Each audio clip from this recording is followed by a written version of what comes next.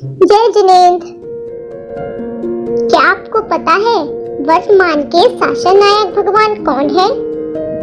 भगवान महावीर। आज हम वर्तमान के 24वें तीर्थंकर भगवान महावीर की कहानी सुनेंगे और आप सब भी एकदम ध्यान से सुनना। जम्बूद्वीप के भरत क्षेत्र के मगध देश में कुंडलपुर नामक एक नगर था, जहाँ महाराज सिद्धार्थ का शासन था। वह शूरवीर होने के साथ साथ बहुत गंभीर और दयालु थे। उनकी मुख्य रानी का नाम था प्रियकारिणी, जिन्हें हम त्रिशला के नाम से जानते हैं। जब अच्युत स्वर्ग के इंद्र की आयु 6 महीने बाकी रह गई थी, तब से महाराज सिद्धार्थ के घर प्रतिदिन रत्नों की वर्षा होने लगी।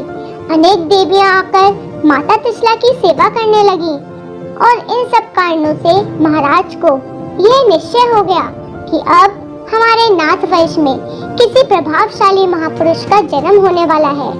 आषाढ़ शुक्ला षष्ठी के दिन उत्तराषाढ़ नक्षत्र में रानी त्रिशला ने 16 स्वप्न देखे और स्वप्न देखने के बाद अपने मुंह में प्रवेश करते हुए एक हाथी को देखा। उसी समय उस अच्युत स्वर्ग के इंद्र ने पुष्पोत्तर विमान को छोड़कर रानी त्रिशला माँ के गर्भ में प्रवेश किया। सुबह होते ही रानी ने महाराज सिद्धार्थ से उन सपनों का फल पूछा। फिर महाराज ने अपने अवधि ज्ञान से विचार कर कहा कि हे प्रिय, तुम्हारे गर्भ से 9 माह के बाद एक तीर्थंकर पुत्र का जन्म होगा। वह सारे संसार का कल्याण करेगा और लोगों को आत्महित में लगाएगा।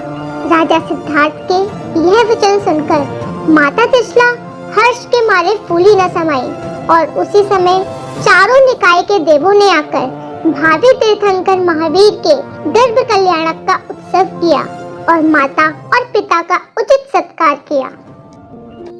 गर्भ के 9 माह के बाद चैत्र शुक्ला त्रयोदशी के दिन उत्तरा फाल्गुनी नक्षत्र में प्रातः समय त्रिशला माँ के गर्भ से बालक वर्धमान का जन्म हुआ। उस समय अनेक शुभ शकुन हुए। चारों निकाय के देवों ने आकर जन्मोत्सव मनाया।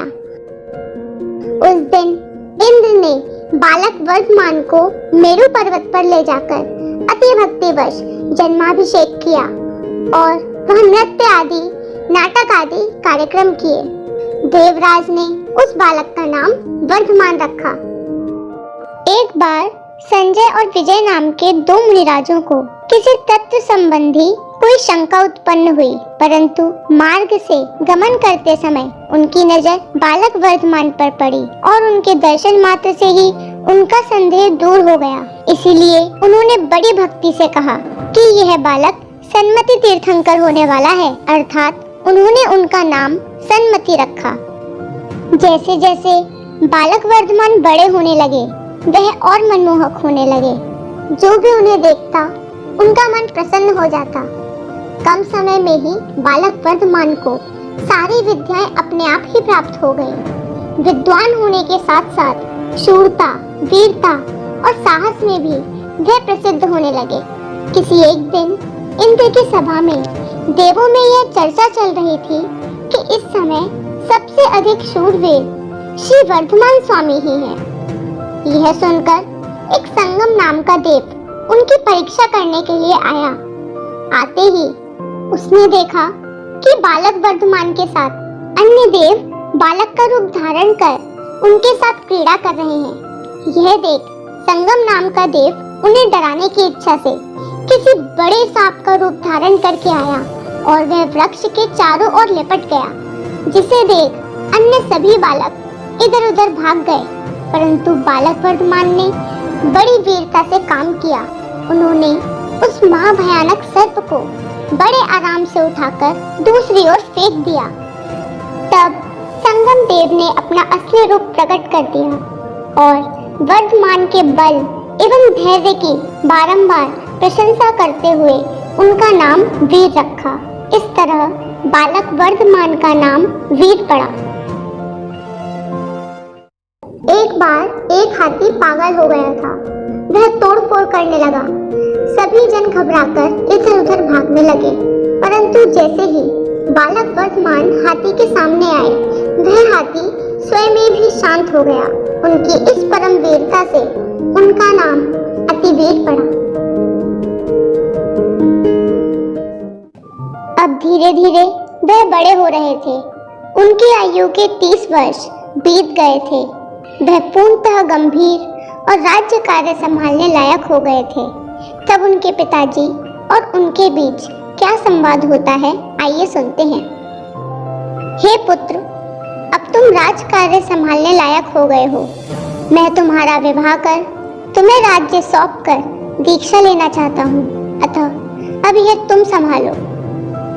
तब वर्धमान एकदम से गंभीर हो जाते हैं और कहते हैं, पिताजी माफ कीजिए, परंतु आपकी इस आज्ञा का पालन मुझसे न हो सकेगा।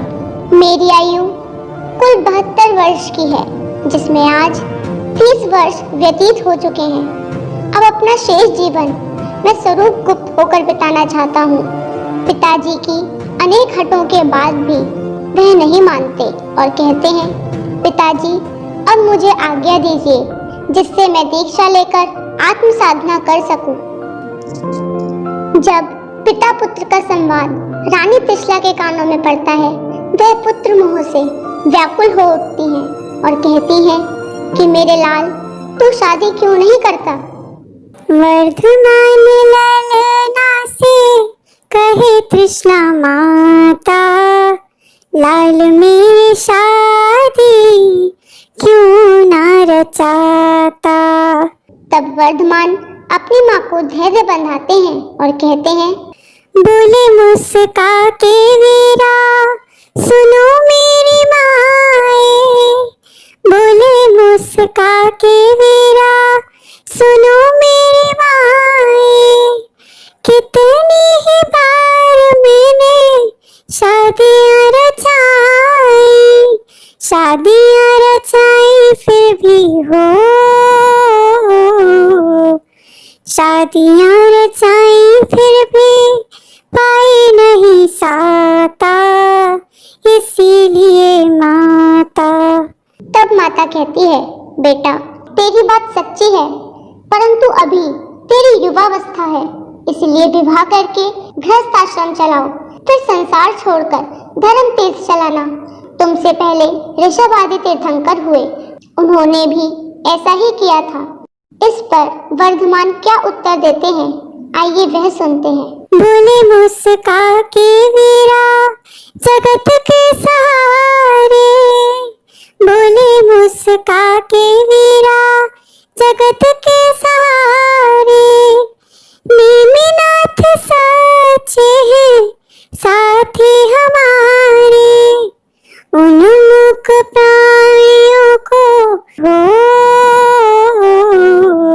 उन्मुख प्राणियों को रुदन है बुलाता, इसीलिए माता।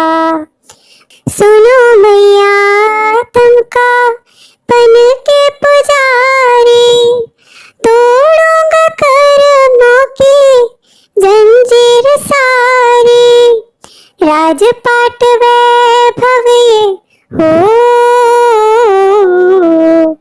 राजपाट वैभव कुछ ना सुहाता, इसीलिए माता। बस फिर अपने पुत्र की दृढ़ता को भली भांति जानने वाले माता पिता इससे आगे और कुछ नहीं कहते और अपना चित्त दृढ़ करके उन्हें दीक्षा की आज्ञा दे देते हैं। फिर वह संसार की परिस्थितियों का अच्छी तरह से विचार कर दीक्षा लेने का दृढ़ निश्चय करते हैं और माता पिता से आज्ञा मांग वन की ओर चल देते हैं। विषयों की तृष्णा को छोड़ संयम की साधना में चल दिए वीर कुमार। परिग्रह की चिंता को छोड़ के निज के चिंतन में रम रहे वीर कुमार, रम रहे वीर कुमार। चल दिए वीर कुमार। जिनका दीक्षा कल्याणक मनाने देव भी जय घोष करते हुए वहां पधारते हैं और वहां हस्त नक्षत्र में कुमार वर्धमान ओम नमः सिद्धेभ्य कहकर समस्त वस्त्राभूषण का त्याग कर पंचमुष्टि से अपने केशों को उखाड़कर आत्म ध्यान में लीन हो जाते हैं। इस तरह 12 वर्ष मुनि अवस्था में व्यतीत कर वैशाख शुक्ला दशमी के दिन शुक्ल ध्यान के प्रताप से घातियां कर्मों का क्षय कर वह केवल ज्ञान की प्राप्ति करते हैं। तभी इंद्र की आज्ञा से धनपति कुबेर समवशरण की रचना करते हैं और भगवान के केवल ज्ञान कल्याणक का उत्सव मनाते हैं।